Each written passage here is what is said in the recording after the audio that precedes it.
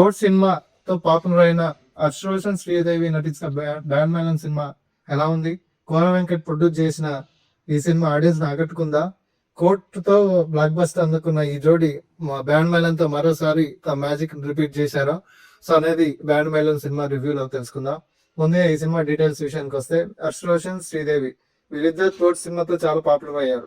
So 2 state లో వీళ్ళకి మంచి క్రేజ్ ఏర్పడింది. ఆ క్రేజ్ ని కొంతమంది ప్రొడ్యూసర్ డైరెక్టర్ క్యాచ్ చేసుకోవాలనుకో మొదట క్యాచ్ చేసుకుంది కోన వెంకట్. ఆయన రైటర్ గా ప్రొడ్యూసర్ గా మనకు బాగా తెలుసు.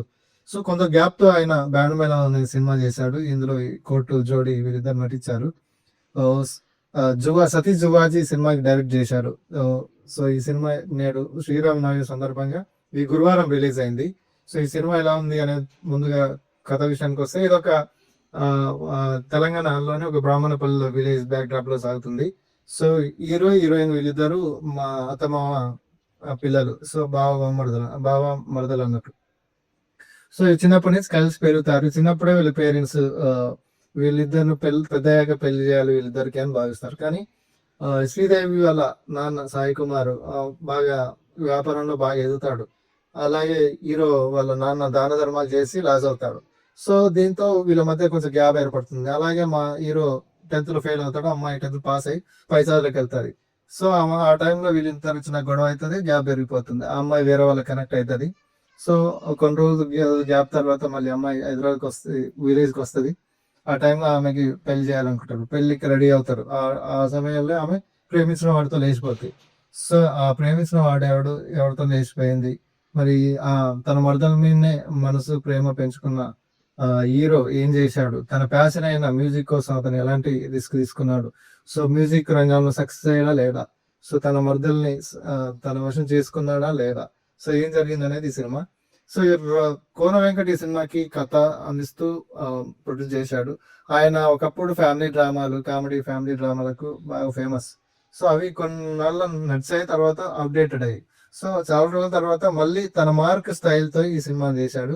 దీన్ని కామెడీగా కొంచెం ఫ్యామిలీ ఎమోషన్స్ తోటి వీళ్ళిద్దరు హీరోయిన్ మధ్యలో కొంచెం లవ్ ట్రాక్ తోటి సినిమా తీసుకెళ్లాడు.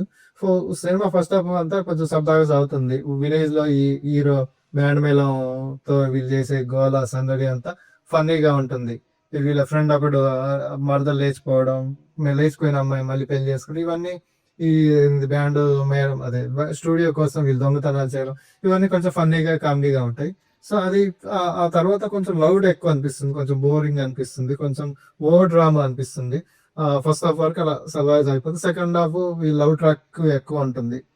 హీరోయిన్ల మధ్య లవ్ ట్రాక్ రిలేటెడ్, వాళ్ళ మధ్యలో గొడవలు, ఆమె లేచిపోయి రావడం, ఇతను అసహించుకోవడం, ఆమె చాలా అవమానాలు ఫేస్ చేయడం, ఇవన్నీ కొంచెం సీరియస్ గా కొంచెం ఫన్నీగా వెళ్తూ ఉంటుంది. అయితే కొంచెం ఇది కొంచెం ఫ్యామిలీ డ్రామా యాడ్ చేశారు, కొంచెం కామెడీ యాడ్ చేశారు, కొంచెం ఎమోషన్స్ యాడ్ చేశారు. వీళ్ళు తీసుకెళ్లారు, కాకపోతే అంతా రొటీన్ గా అనిపిస్తుంది.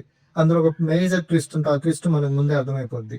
సో కోన వెంకట్ మార్కి డ్రామా అనేది కొంచెం రొటీన్ గా బోరింగ్ గా అనిపిస్తుంది, ఓవర్ డ్రామా ఎక్కువ అవుతుంది. ఆ కామెడీ కూడా రొట్టకొట్టు కామెడీ, జబర్దస్త్ కామెడీ స్టైల్లో ఉంటుంది. సో క్లైమాక్స్ కూడా ఊహించేలాగా ఉంటుంది. సో ఓవరాల్ గా కొంతవరకు అయితే నవ్వించింది. ఇంకా మేజర్ గా అయితే ఇది బోరింగ్, కొంచెం ఓవర్ రేటెడ్ సినిమా అనిపిస్తుంది. సో కోర్టు మ్యాజిక్ రిపీట్ మరోసారి ఈ సినిమాతో అయ్యిందంటే కాలేదని చెప్పొచ్చు. ఇది అన్ని వర్గాలను ఆకట్టుకునే సినిమా అయితే కాలేకపోయింది. అవుట్డేటెడ్ కాన్సెప్ట్ మూవీగా నిలుస్తుంది.